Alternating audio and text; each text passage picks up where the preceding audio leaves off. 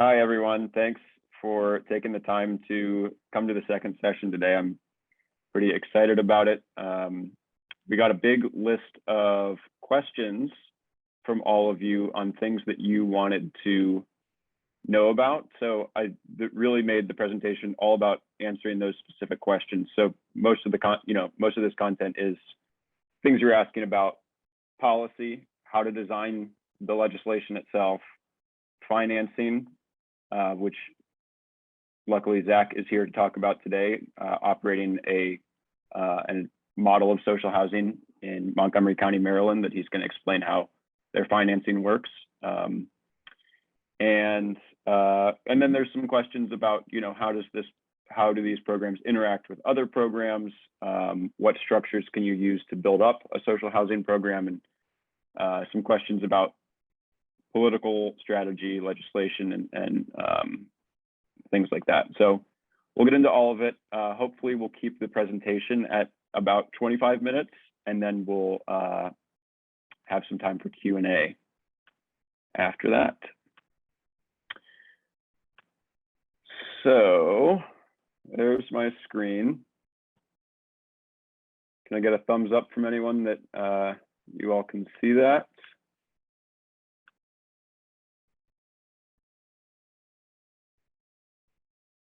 Wait, I can't see anybody, so I don't know if anyone. Okay, I'm seeing the thumbs up. All right, so we'll get started. So I'm just going to give a quick overview of the questions. I know I just mentioned them, but these are the specifics that I'm going to try to answer today. How can or does social housing build on existing programs and infrastructure? And how does social housing interact with the housing market and market rate housing? What funding mechanisms can be used for social housing? And this is where Zach is going to give the bulk of his presentation on what they're doing down in Montgomery County, Maryland, and how they put their financing model together. What are the things about social housing that give it an edge, right, in being able to solve the problems that we see in the housing market? What makes it an alternative that's stronger in certain ways? The number one thing that people requested is talking points. I saw there were like 20 of you who said talking points. I want talking points. So I don't have a full set of talking points written out, but I can talk about a few things, and I hope to be able to work with you all to be able to create something together that you can use for talking points. So we'll get into that. Policy elements and governance. This is an important piece because I think this is really where different jurisdictions are going to have a range of needs, interests, and desires for some of the policy questions where there is a lot of opportunity for making different choices.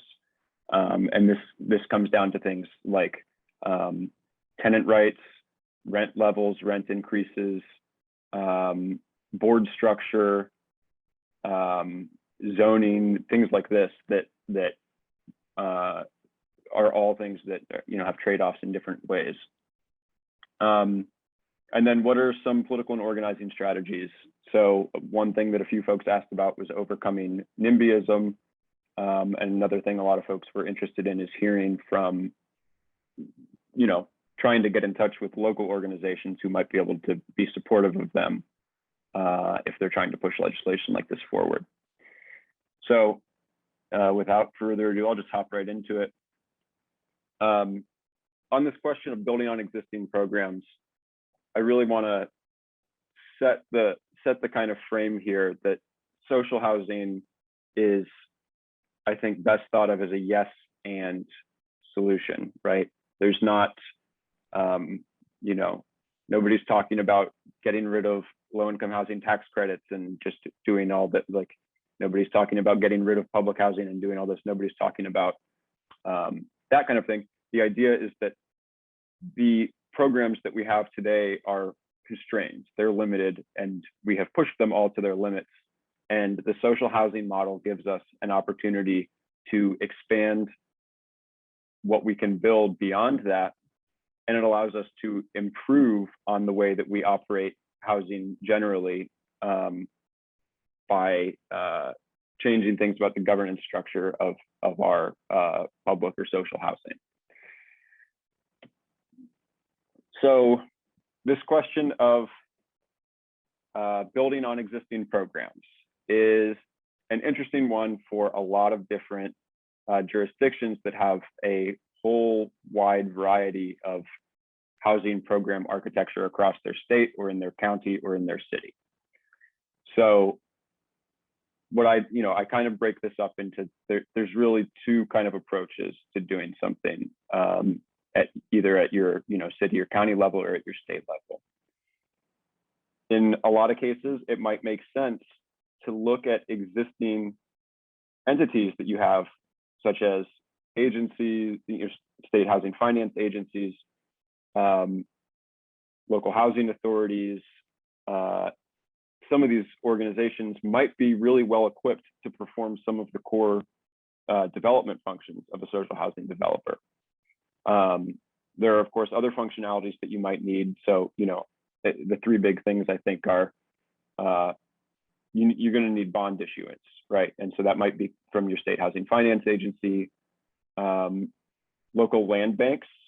I know some of the folks on here I know live in states that have local land bank authorities, and that's really something that can be helpful if you're doing this, because particularly in high cost areas, land costs, when they're really high, are going to be a drag on what you're able to do with however much money you put in.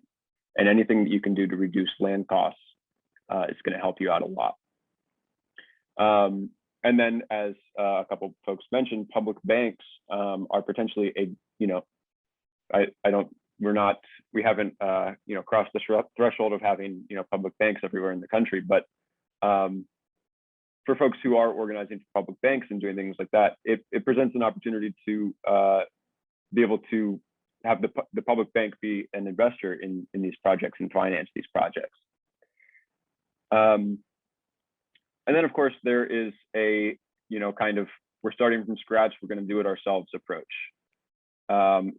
This can be, if the existing infrastructure that you have in your state isn't available, it doesn't have capacity, it doesn't make sense politically for one reason or another, creating a new agency is a just as viable alternative. And this is actually what Assemblymember Alex Lee, who's on the call, is attempting to do with Assembly Bill 387 in California, which would, the goal is to create a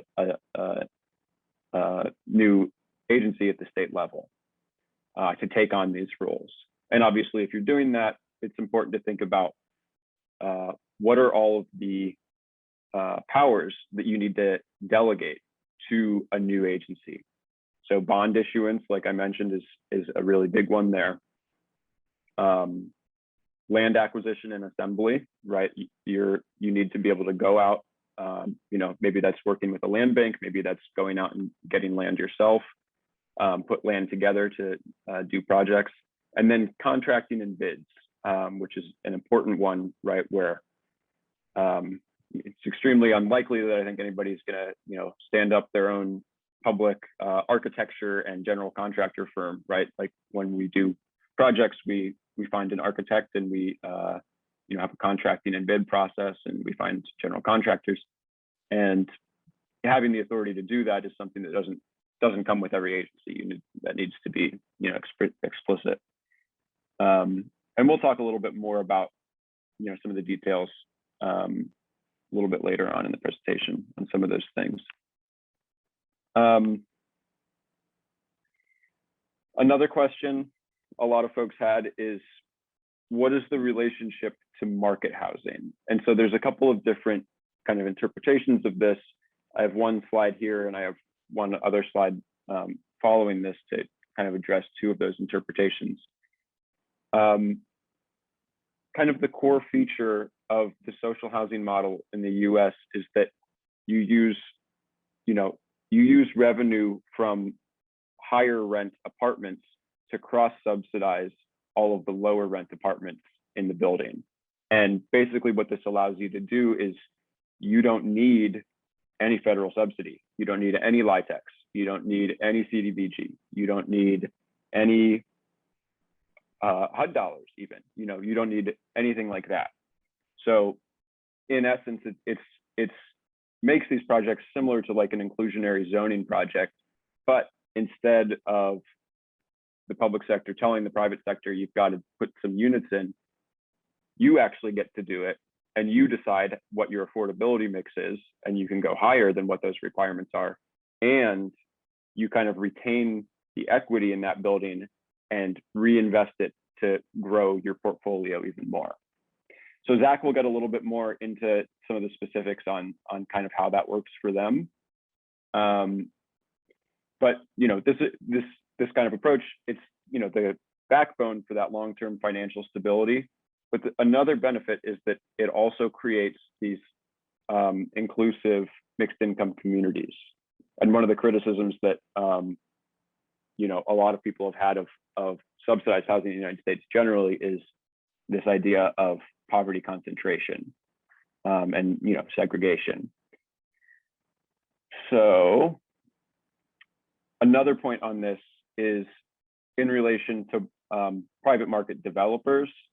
Here, this is a chart. I don't know if any of you are familiar with FRED. It's Federal Reserve economic data.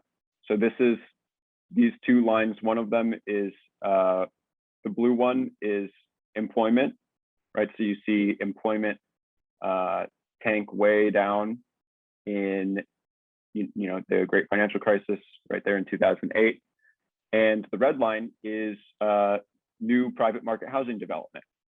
And so there is an extremely strong link between the housing market and the general business cycle of recessions. And there's a lot of debate as to whether this is how closely these things are linked in terms of is one causing the other. But there's no question that they are, that there's a strong relationship between them. And so recently, following the financial crisis in a decade ago, there was a study of some countries in Europe that have these kind of social housing mixed income production models. And those countries all were able to ramp up their housing production, their social housing production, while the private market was not doing anything because the private market wasn't going to build during the recession. But the public sector did and ramped it up. And those countries all had less economic fallout on a number of measures because they were able to keep building, which helps their economy and helps people continue to afford places to live. So that's a kind of big picture thing, and obviously, these kind of effects, they probably come a little bit longer term, but there's actually, there's a situation kind of along these lines that I think Zach will mention when he talks in a little bit about how he's seen something kind of like this. So I'm going to pass it over to Zach. Zach, you there? I am. Can you hear me okay? Yep. Okay, you want me to stop my share? Do you want to share any of your thing? Yeah, I can throw up some slides if that makes sense. Cool, yeah. And I'm going to do it a little haphazardly, but to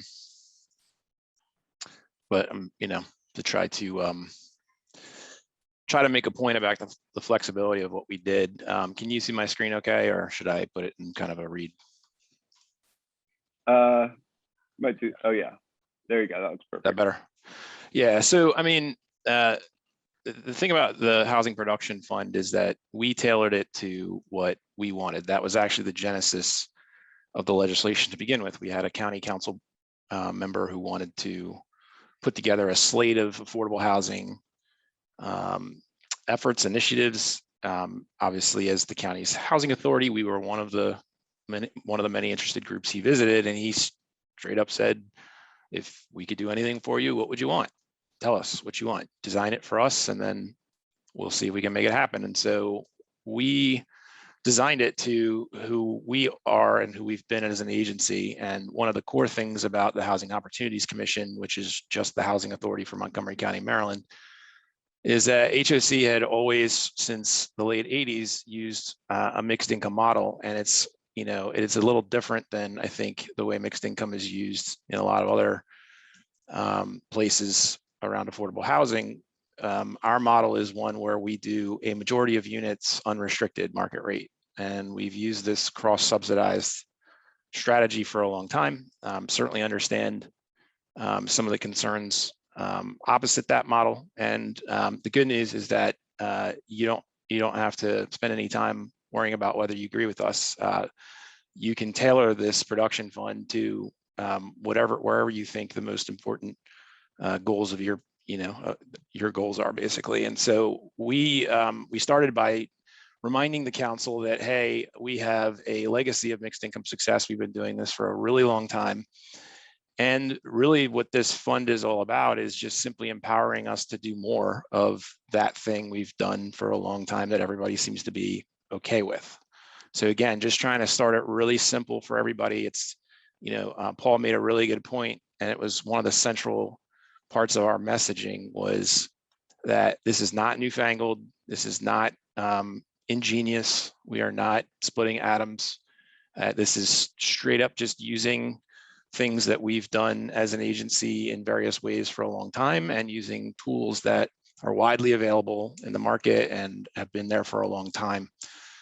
And so what we came up with was, I don't know if I want to, I guess we can start with that, with this crazy diagram. So essentially, we knew that our lowest cost of capital and our greatest strength as an agency, and we happen to be both the Public Housing Authority and the Housing Finance Agency for the county, which is an important combination to Paul's earlier point about, kind of those big three core needs of bond issuance, the ability to acquire and aggregate property, and to be able to engage in, in contracts with design consultants, and really, if possible, have it be a design build rather than kind of an IFB approach where you design everything in-house and then you go out and have people bid on it. Those are really kind of three of the core elements. And one of the things we're really good at as an agency is we're really, really, really good at permanently financing stabilized properties, regardless of what they are. Tax credit, mixed income, doesn't matter. Fully subsidized. HOC is the lender, permanent lender on nearly every flavor of affordable housing it owns, and we own a lot of flavors. Where the cost of capital is highest is that if we want to act as owner / developer or co-developer on the new construction projects, the construction period was a really expensive place for us because we had to go to the private market if it wasn't going to be a tax credit deal. So again, to Paul's point earlier about this being expansive, we do plenty of tax credit deals, but we needed a deal that didn't use volume cap.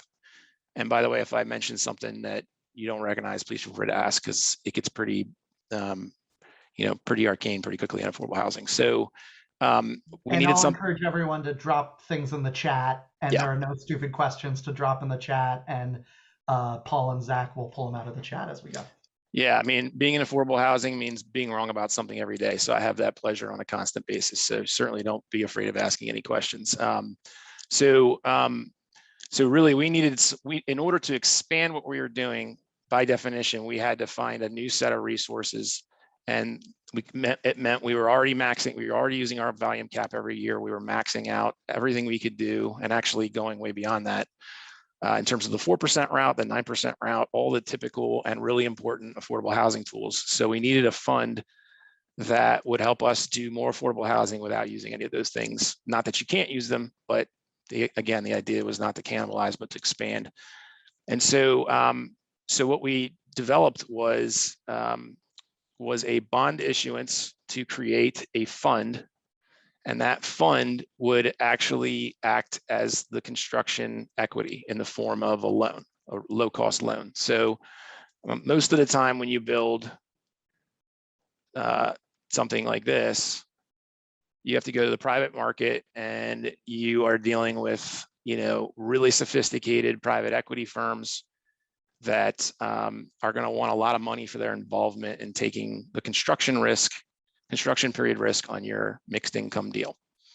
And so that means that when you build and stabilize a property at stabilization, they're going to turn around and look at you and want a significant return. It could be 10, 12, 14 and beyond percent returns on their money. And if it's equity, it may not even have a cap to it. So, so what the production fund does is it gets rid of those folks. And instead, there is a bond issuance that goes into a fund. And in this case, because HOC is a bond issuer, we issued the bonds for the fund. So the only thing we asked of the county was, we would like you to pay the principal and interest on a 20-year bond issuance and commit that funding to us for the 20 years. And then HOC, and that's it. That's all council did. That was the legislation. They simply made Montgomery County has a $6 billion annual budget, including schools. So, but still, either way, a $3 million a year allocation, gross allocation, which I'll get to in a second, was enough for 20 years, was enough to create a $50 million production fund. And one of the cool features of this fund is that it's only for the construction period. We know that when we get buildings built and stabilized, then it's in our wheelhouse, and we can go to our typical resources like our ability to do an FHA risk share loan, which again, we are the lender. Again, we can issue bonds if necessary, taxable or otherwise. If we can get to that stabilized period, we can issue loans that once the buildings are stabilized, that it changes the economics around the senior mortgage. And so we're able to issue very high LTV loan to value loans on stabilized buildings that allow us to pay back the construction financing, which would be the senior mortgage, the senior construction mortgage, and the housing production fund loan. We randomly picked 5% as the interest rate. There's no magic other than I thought it would be really cool to pay that little for construction equity, but that it was large enough that people didn't think I was trying to get away with something. So your own sense of your own politics will be really important. There's no reason that couldn't be zero at all, because it's not paying the bonds. The county's paying the bonds.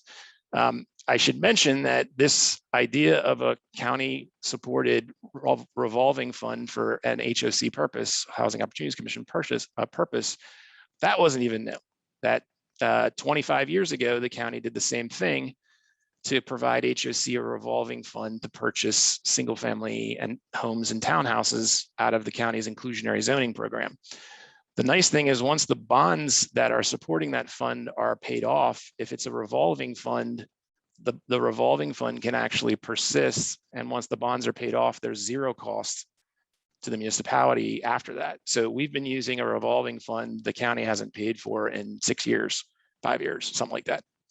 And so the same is true here, that we have a model where we can return the funding back to the HBF, and it can turn around and make a new loan to a new project once the project it funded is built and stabilized. And so to give you a sense of what that looks like, you issue $50 million of bonds. And in this case, we assumed, and you can assume whatever you want, but this suggests every 4 years we can build and stabilize $50 million worth of project loans. And so you wind up doing $250 million worth of project loans with only $50 million in funding. And so this is really just using some simple leveraging strategies on about the most basic form of public finance there is, which is bond issuance. We just happen to be using it to create a capital source that's further up the capital stack than you usually see. Everybody sees tax-exempt bond finance mortgages that are the senior mortgage for a deal. That's extremely, extremely common, but this just went further up the capital stack in order to finance the project. So I don't want to get too far into it without letting folks just sort of poke the bear a little bit. But that's the general idea. So all we asked, our legislation was asking our council to support what wound up being $3 million in annual gross appropriations to support a $50 million fund that will revolve 4 or 5 times during the life of the bond, and then will continue to revolve with no cost to the county afterwards. And we obviously have the actual documents that had to get put together around the bond issuance and the creation of the fund. We obviously have those too, and we'd be happy to share, because there's real nitty gritty that does not go into the legislation, and that once you legislate it, it's got to go to your finance and, you know, your OMB or office management of the budget, or whatever you may call it. You know, the staff has to then really work out what are the documents that are going to memorialize all this, and we certainly are happy to share those with any of you as well. So let me pause there. Paul, tell me what I forgot to mention, and I'm also happy to answer any questions too. Sure. I think that was great. I'm gonna just go through the last few slides and then try and wrap it up in like 5 so that we have 15 for Q&A. And I'm sure folks will have some questions about that, and we'll get into them. But yeah, I just want to. Oh wait, could you unshare so I can reshare? Thanks, Zach. Yep, no problem. Okay. And while we're waiting, I'll say keep dropping questions into the chat so that the Q&A can start smoothly. Yes. All right. I'm going to go a little quickly through this. I will share all the slides. I just want to get through all the points I wanted to make, and so we can do this Q&A. So what a lot of folks asked, what's different about this? What makes this stronger than other approaches? And the kind of key thing that I want to drive home about this, like I said earlier, is that low-income housing tax credits, CDBG, emergency solutions grants, all these funding streams that you might be familiar with, they are hard limited. There's a maximum number of how many of them there are, right? And so we're constrained, and we've pushed the production that we can do with most of these funds to the limit. And sometimes Congress will come in and expand them a little bit, and sometimes Congress will come in and cut them a little bit. Another thing is, a lot of these subsidies also have sunset dates. And obviously there are some ways around that, and you can expand beyond that with some of these programs, but that doesn't always happen. Everybody can point to a property in their area, in their city, that was, a LIHTC deal that went and got turned into something else, and these units weren't permanently affordable. And then another thing I think is that it's a little bit more difficult in some of the current approaches to realize some of these longer term planning needs with that you might be able to achieve a little bit better with an authority who can do this land aggregation, work with a land bank, assemble land together, do climate adaptive projects, integrate with transit projects that are coming online in your neighborhoods. Obviously, you can do some of this stuff with your QAPs, and housing finance agencies do some of that, but it's a little bit of a different ballgame when you're able to make some of those decisions yourself. And then, with this model, obviously, it's kind of the counter to what the limitations of what we currently do are, right? You're far less constrained. What Congress does with the LIHTC doesn't impact what you can do with a bond financed social housing. You can do permanent affordability, right? You can do you do your mixed income approach and your cross subsidy, and you're set. You don't need those subsidies to make that work for you, and there's no sunset dates. As long as you want to keep holding it and keep maintaining that affordability level, you can go right ahead. And then the other really big thing, I think, is this idea of when you retain that property equity, right?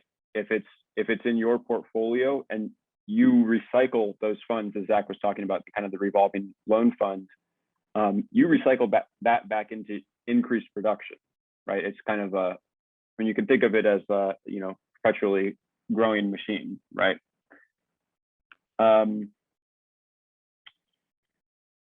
A lot of folks asked about talking points. I have a few on here. Like I said, I'll share this slide, and I have some things on here that I think are good points. I haven't seen polling specifically on social housing, but I think we all have seen polling that shows that affordable housing is a top priority for voters, everywhere across the country, and in particular where housing costs are the highest.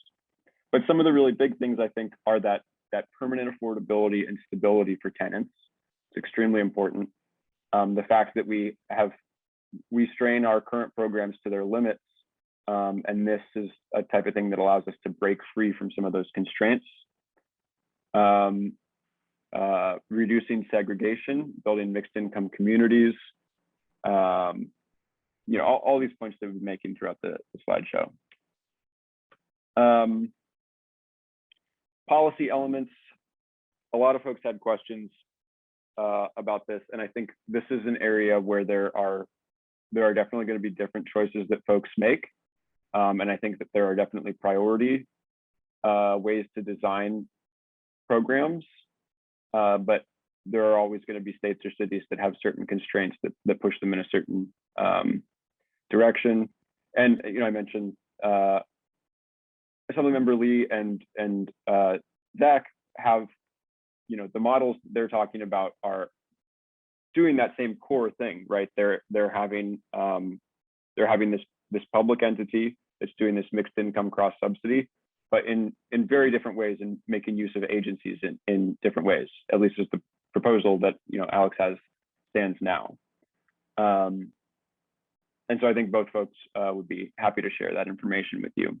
But some of the key questions, I think, are the questions of, I should have put these two next to each other, but tenant rights and affordability, right?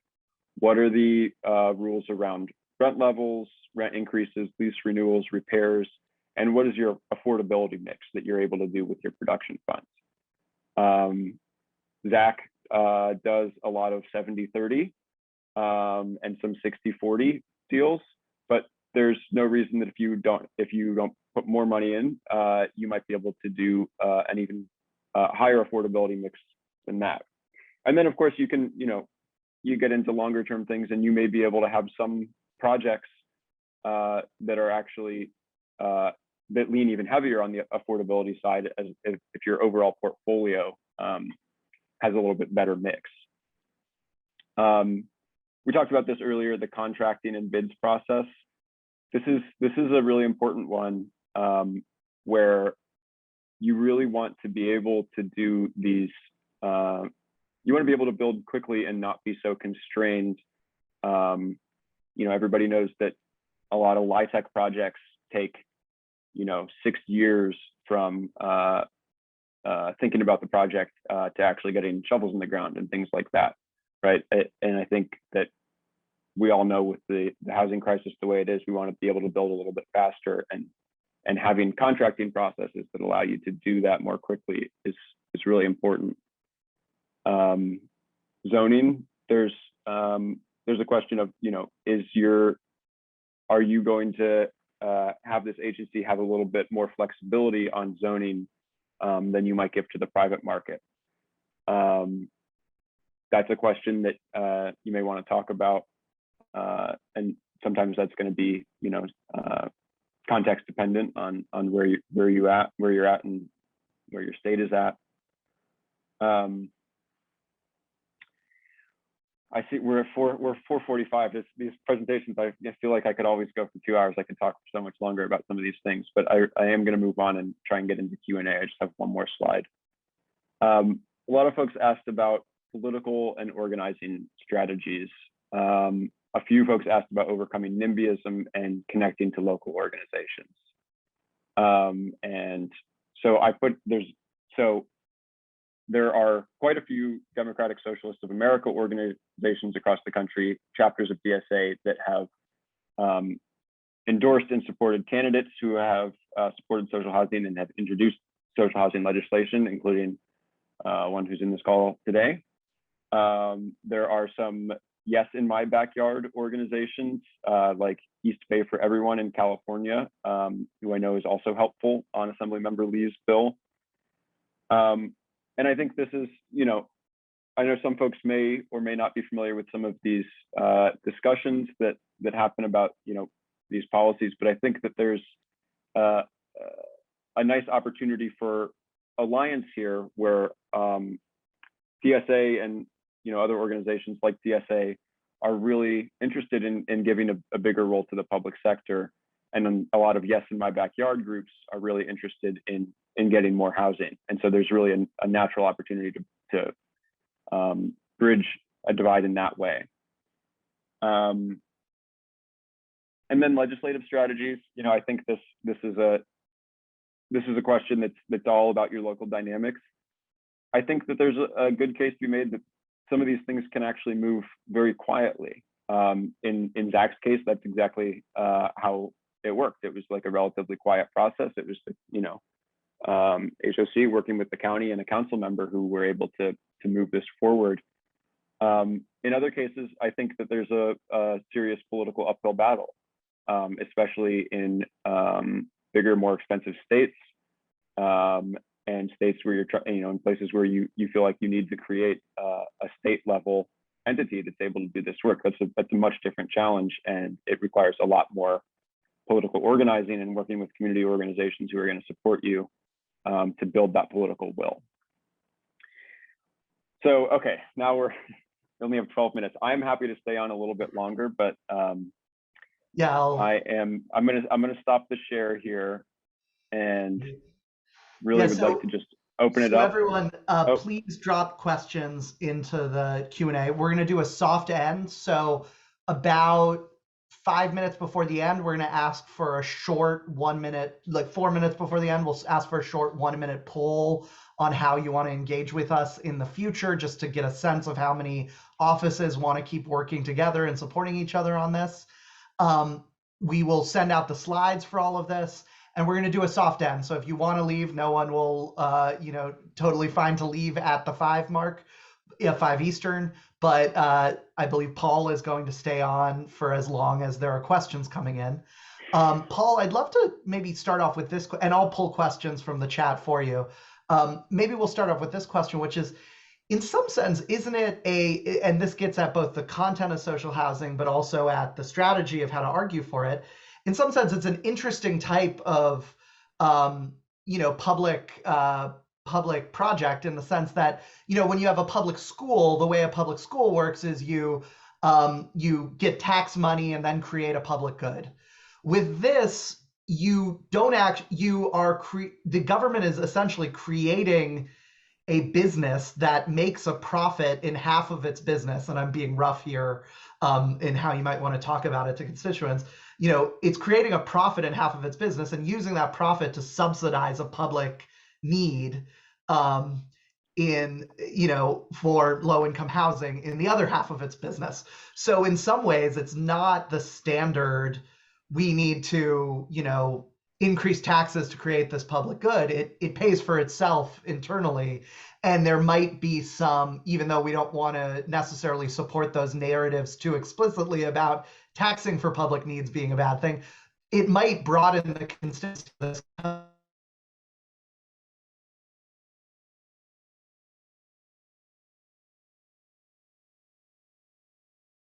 A different type of lift. Am I getting that right on content, and have you seen that as a benefit in advocating for this? Yeah, I think that's the right idea, and I know that Zach has some thoughts on that. You know, particularly in Montgomery County, where you know, you have socially progressive, but you know, fiscally conservative, that whole lark, like it is music to their ears that, like, oh, here's a, you know, because HOC is basically self-funded. So you know, these are some things that are useful in certain quarters where we can say, you know, this is not you know, this is not just straight up tax dollar funding, even though what isn't.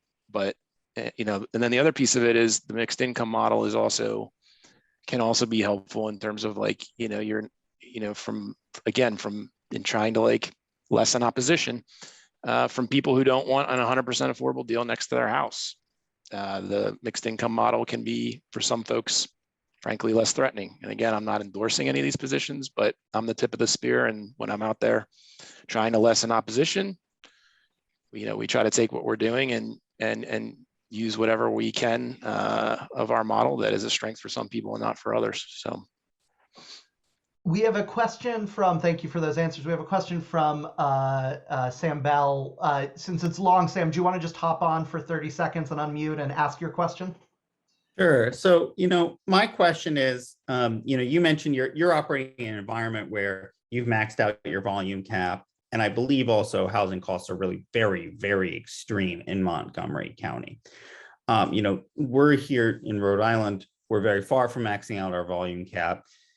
My intern has been working on a report on exactly how far, and we think the number is about 160 million a year that we're missing out in 4% subsidies from the feds.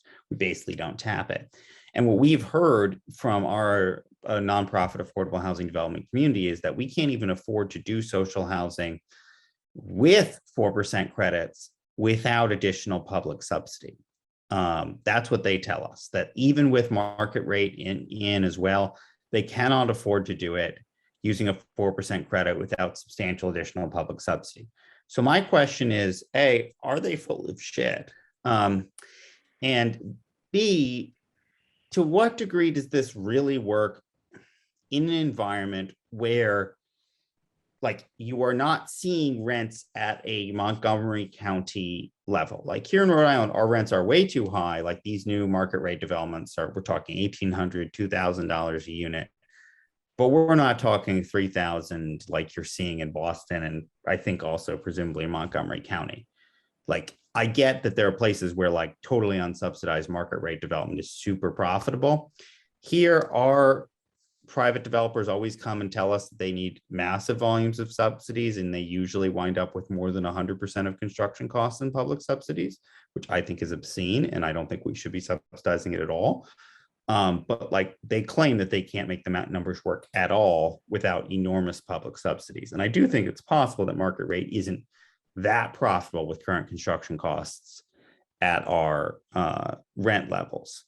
So how much does this work if you're in a place like Rhode Island, when there are other parts of the country? The housing crisis is definitely bad, but it's not Montgomery County bad. And we're looking at rents $1,700, $2,000 a unit for market rate, not the higher level you're looking at there. So those are my two questions. Yeah, great questions. I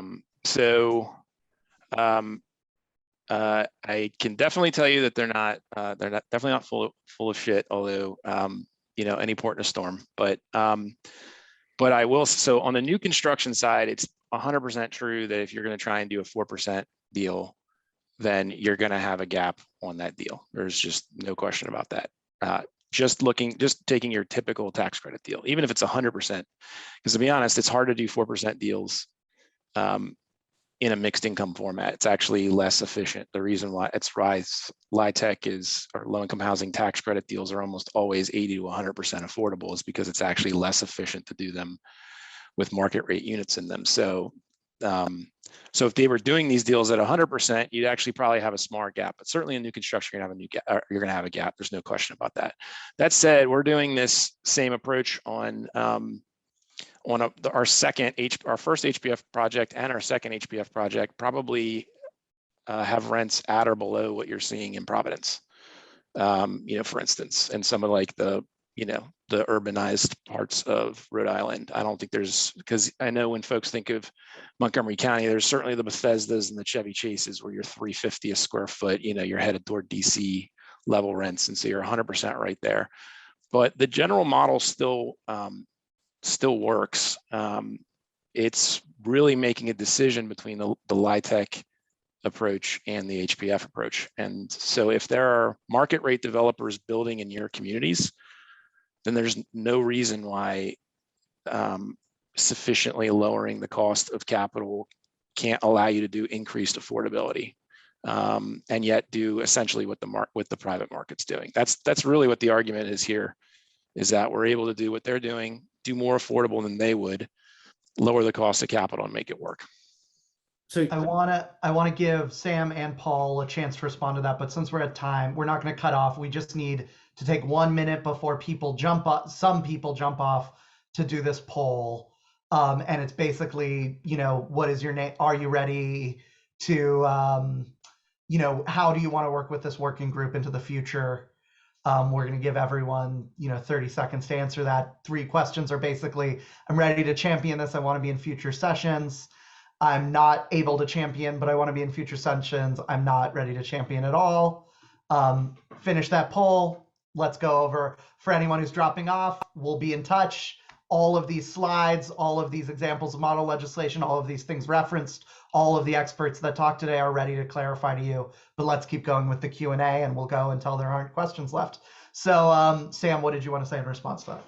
Yeah, so thank you so much. That's very interesting. And I just want to make sure I understood what you're saying. You're saying that if you get this 4% subsidy that pays 38% of construction costs now, used to be 30, it makes it harder to build a social housing environment. Why is that the case? I mean, having 38% of the cost paid for by the federal government, how is that? How does that make it harder to build it? And how can you somehow, even without if it's hard at having costs paid for 38%, how is it easier when you don't have 38% of the project funded in federal subsidies? Help me understand that, because I feel like I'm missing something. Yeah. No, it's super counterintuitive. So on the LIHTC side, with the fixing of the 4, it's helpful for sure. It was a big deal. But the easiest way to say it is, let's say it's paying 38% of your construction costs, and your NOI, your net operating income, is going to support somewhere between 40 and 50% of the other costs on your deal, typically. And then you've got that 10 to 12% gap, and that's the gap. And it's pretty much every new construction deal. It's pretty much that simple, is that it's not sufficient to make up for how low the LTC loan to cost on the senior mortgage is going to be. So, okay. So yeah, that much I understand, right? So I've seen these numbers. Our nonprofit housing developers have shown us these numbers, and they suggest it's higher than 12%, but I slide by that you're right, that it's closer to 12%, 10, 12%. But let's say that that's true, right? And we're looking at this. Exactly why is it that if we take away having 38% paid for from the feds, somehow it gets easier? Like, I get that it's the 38% isn't enough to finance, the 30-year 60% AMI deed restriction. I get that. But let's say that, and you said it makes it harder if we throw in market rate in that scenario because of something about LIHTCs. Yep. And somehow there's something about LIHTCs that even paying for 38%, it's like sets you back. It's like negative. It's like bad. If you don't pay for 38% for free from the feds, somehow you can make this work. It's not bad. Yeah, it's not bad. But so let's say the deal that you've outlined, right? It's 40% at 60, right? So you have 40% of your units are LIHTC units, right? So you're only going to get LIHTC credits on those 40% of the units. So you're getting 38% of 40% of your project. And so what happens is, again, it's not bad if you like 100% affordable deals, which are fine. HST's done plenty of those. Then if you want to do that, the LIHTC program is effectively structured to make you need to do 80 to 100% of the project as affordable, so that you can get that 38% subsidy on every unit, as opposed to having 60% of your units, without that's not the ability. Definitely, you can do a 4% credit at there's the 40-60 test and the 50-20 test, right? Everyone says you do 40% at 60% AMI, you can qualify. If you do 20% at 50% AMI, you can qualify. It seems like social housing to me, you have a market rate section, and I've always thought people do that so that the profits of the market rate will cross subsidize. But sometimes people say that's not enough. Right. But so I still don't get how somehow the math works when you don't have 38% of the costs paid for your subsidized units with federal subsidies. Somehow, if you take that away, it helps you make the math work.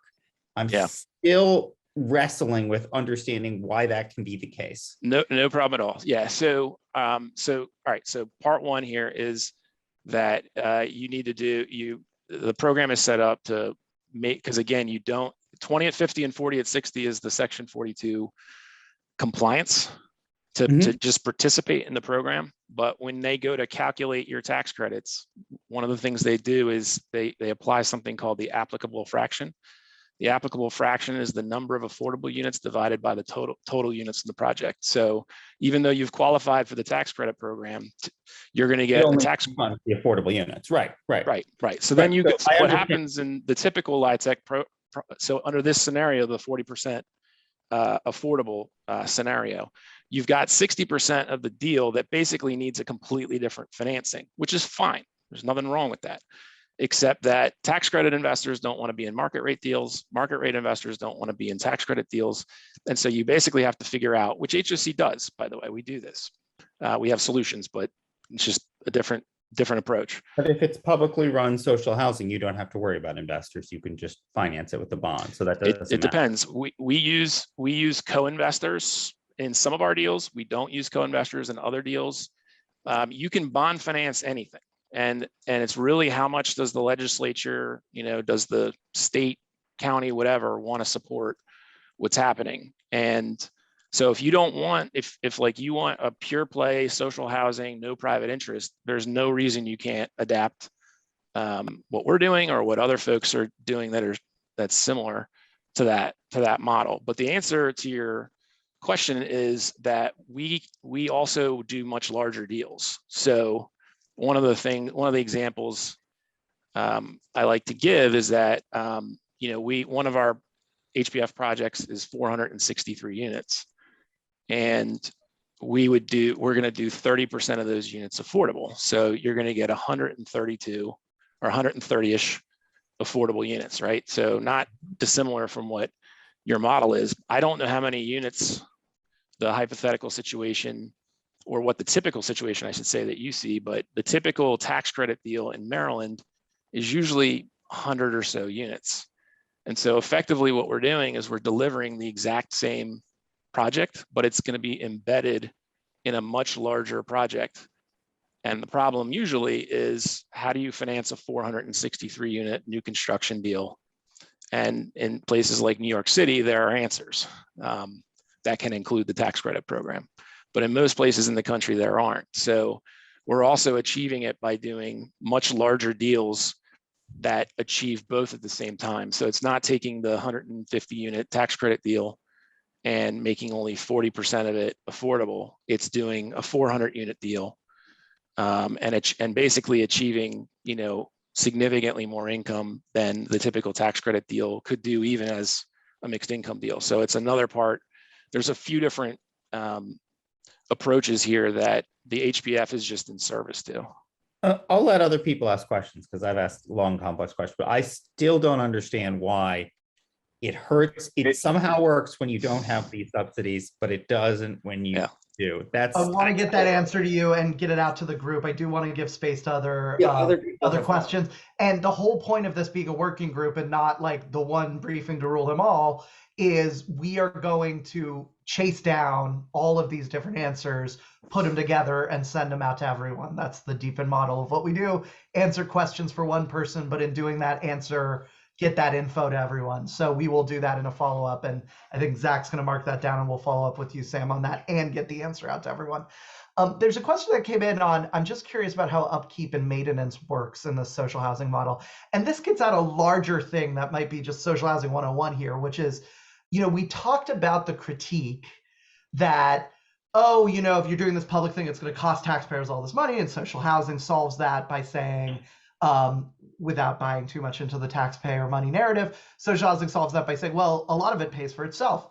Another critique of public projects is, this conservative boogeyman of the government can't do all these detailed things.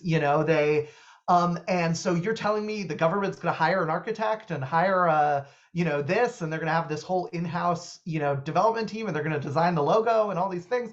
And whether many people on this call, probably myself included, believe that the government can do all those things, we can avoid that question because from my understanding, Paul and Zach, social housing is not necessarily like you're building a giant development firm with 500 employees inside of your state government. It's you are doing some basic things and contracting out. You're acquiring Right. the land, you're You- doing a contract for an architect, you're doing X, Y, and Z. And so could you talk a little bit about, including answering this concrete question, upkeep and maintenance, how the government runs the whole process, but it doesn't mean you're bringing everything in-house to the government?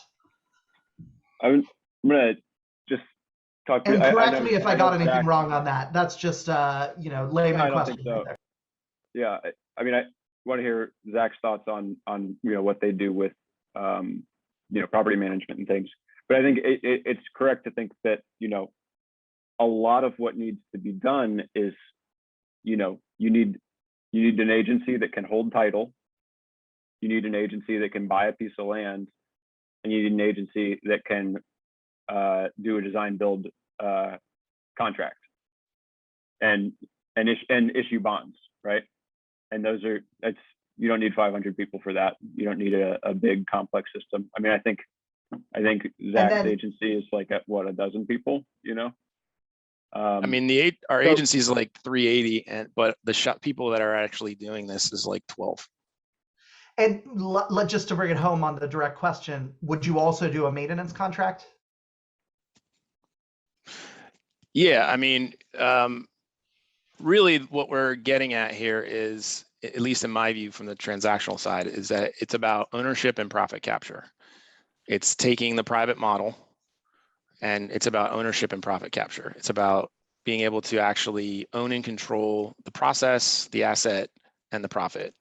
And so everything else, anything that the private market is already doing with great efficiency and liquidity, like property management. We have a property management arm, but for most of our new deals, we just go to the private market and we have a contract. Our commission controls that contract. If the property manager is not doing its job, then they're out. But we've just found that it's less efficient to try to duplicate those parts of the private market that are really liquid and efficient and available. And now I'm talking out of both sides of my mouth, but I assume anyone advocating for this will get each side coming at them. If you feel like you're not able to bring the thing in-house, like management, collecting the rent checks, things like that, upkeep, design and build, you can contract out. But if you also decide, I don't like any of the property managers and we want to bring that in-house, that could be an addition you could bring onto it. But Sure. The minimum, it's just basically ownership contracting. Yeah, I mean, I am definitely not advocating that HSE is perfect, and we're the opposite. We're not perfect at all, not even close. And so I just would say that one important message is that this all is highly flexible. It can be tailored specifically to the goals of whoever's trying to accomplish them. So if it's really important to have property management in-house, God bless you. It's a tough business, especially in this market, but you can absolutely do it. And we tried to do it for many decades. So.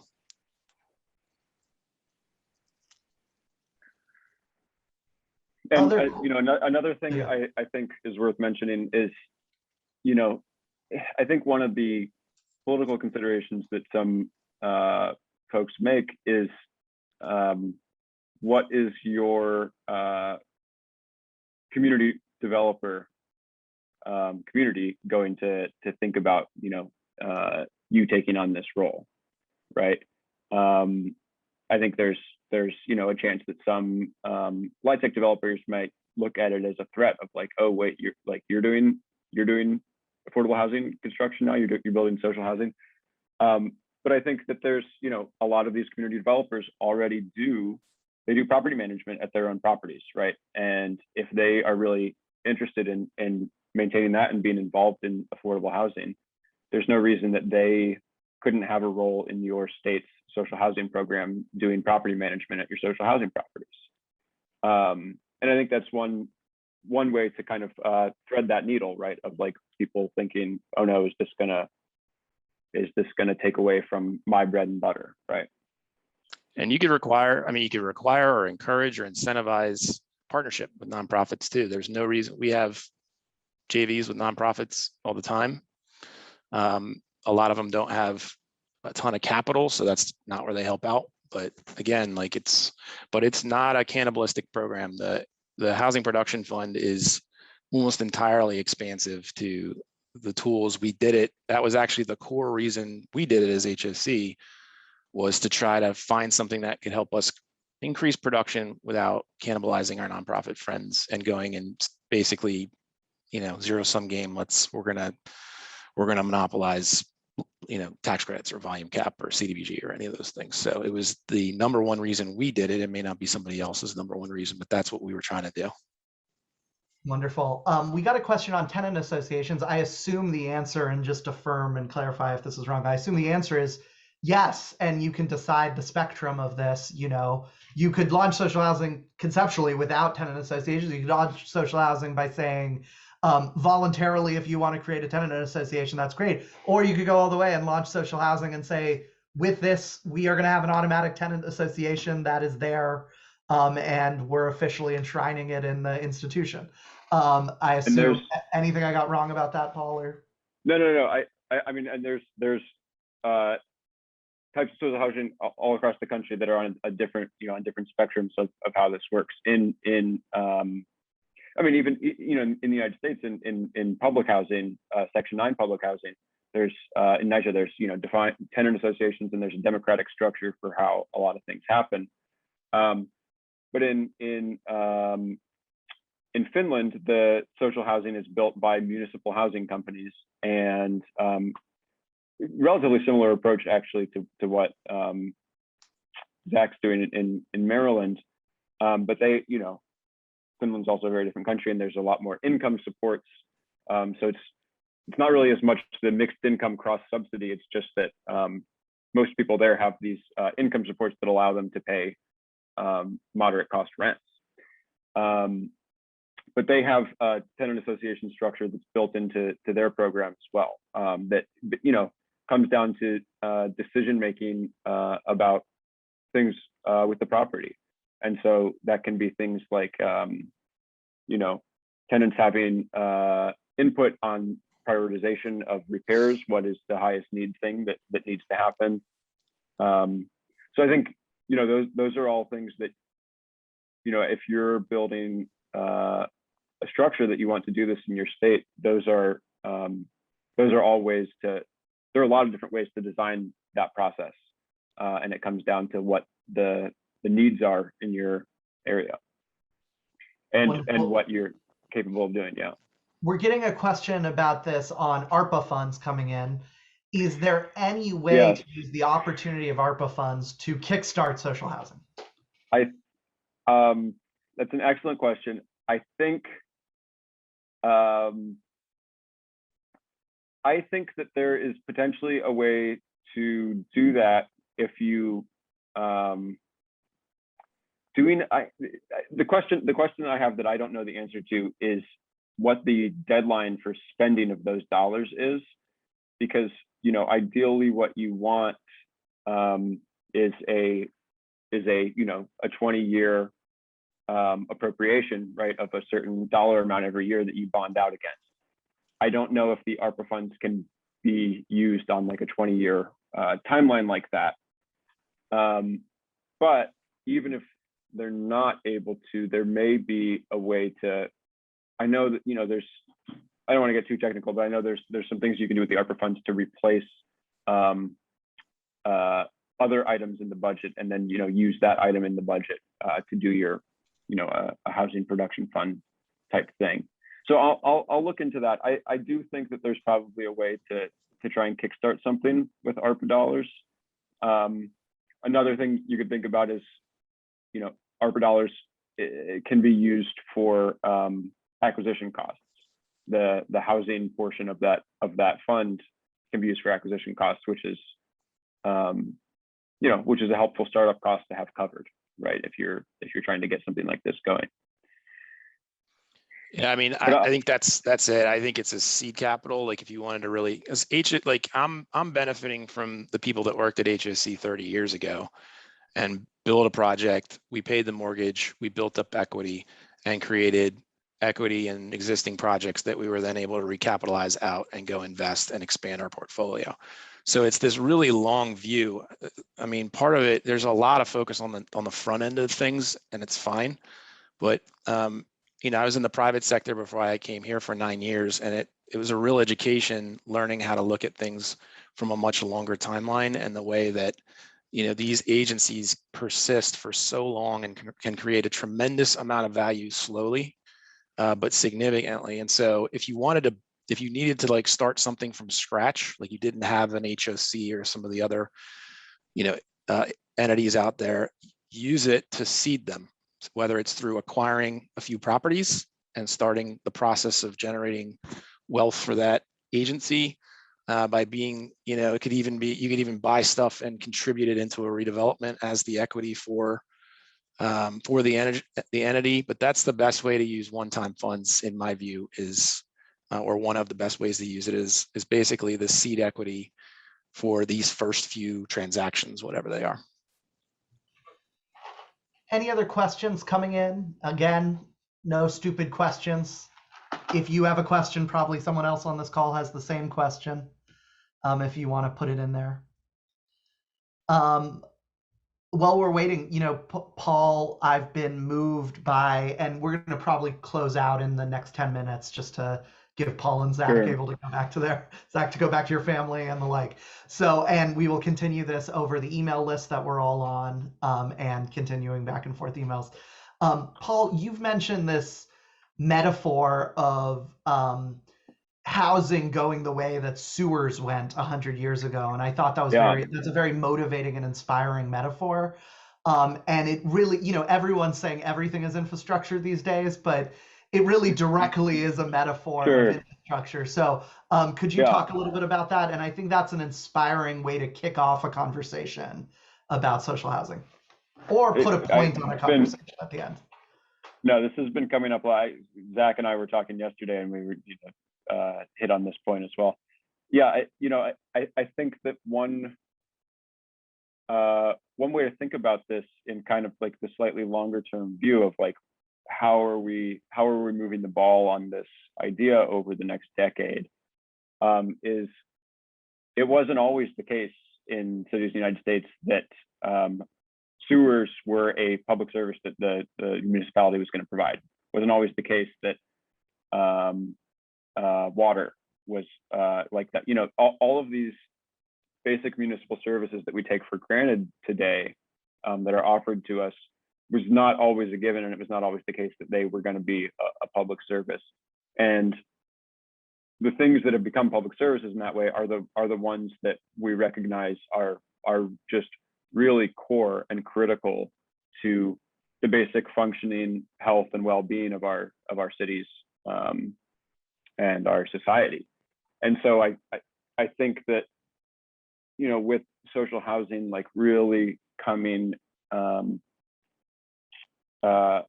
into the conversation the past few years, and the, you know, current housing crisis that is happening all over the country, I think that there's kind of a shift toward thinking about housing as maybe one of those things that the public sector can really have a significant hand in ramping up and providing in a serious way. And I think that that's a very good thing. You know, I don't think that, you know, 10 years from now every single house is going to be you know, built by your local agency, but I do think that the public sector can really have an impact on economic trends in general, and on what happens in the market, right? If you're a market actor and you're doing these social housing models, and you know, have rents that are a little bit lower, like you're having downward pressure on the market. And if you're doing it, you know, in this social housing model way where you're keeping the equity and expanding, you can really just keep growing, right? And have a bigger and bigger impact across your city, your region, your state. So, you know, I don't want to wax too poetic on all of that, but I do think that it's you know, it's an interesting way to think about this question of like, what are the basic services that we want our local governments to provide for us? And housing production is starting to be one of those. And a lot of this was at the city level, and most of deepens about the state level. We welcome city level people to come to our meetings and learn because there's so much overlap, but center of gravity at the state level. Is any of this different at the state level? Do you have any thoughts, Paul or Zach, on should the state just help cities do this, or should the state do it itself? What are any opening thoughts on that? I'll say something quickly, but I know Zach also has thoughts on this and some.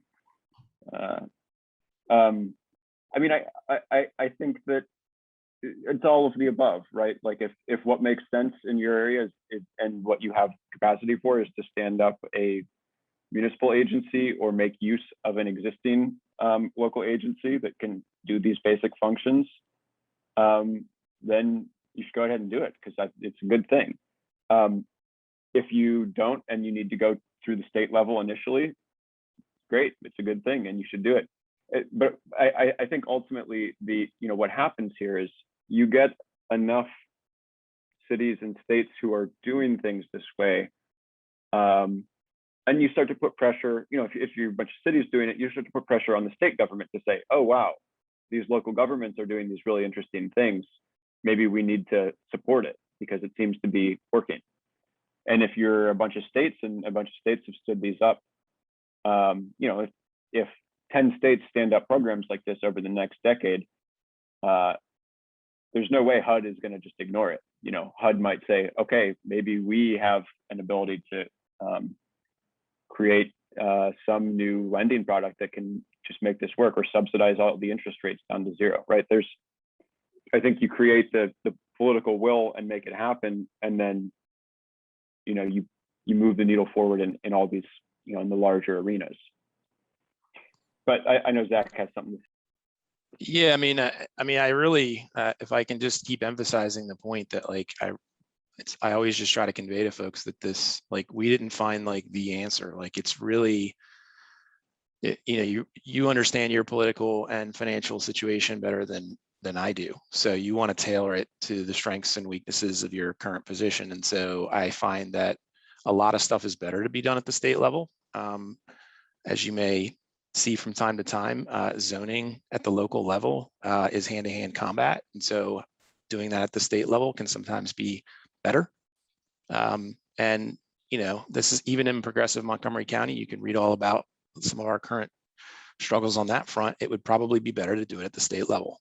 That's my 2 cents. But the other piece is that you don't need a lot of money to do this. And sometimes the state budget is a better place to do it for that reason too. It's just it doesn't have to be a large commitment of appropriation. The other thing is it just depends also where your talent is. If you have, where are your, because there are not, there's not a wealth of sophisticated people teaming out of housing authorities around the country. And I don't mean that in a bad way. It's just, they're not a wealth of talented people teaming out of the private sector. It's just, you got to know where your talent is to be able to do this.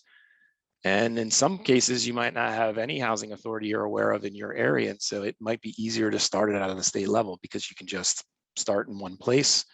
Also kind of depends on, do you have highly urbanized areas where it's easier to start? If you don't, or if you have a desire to start more in suburban areas, then that could be a better purview of the state too. So there's just a whole bunch of reasons, and you just got to figure out yours. We so appreciate good note to end on. I know everyone has a lot more questions. This is a working group, not just a briefing. We are going to be on that email list, and it's a two-way email list. You can send anything to it. If you have in the weeds question, I encourage you to send it to it, and we'll follow up with you specifically, Sam. But if you want to send it to the list, we want everyone to be able to see each other's answers. And we're going to be continuing pushing for this, and we're going to follow up on the poll results too if you're still individually kind of interested in pushing this in the next session, we're here to help. And big thanks to Paul and Zachary and to all of you from over a dozen states excited about pushing this new and promising model. Thank you, everyone.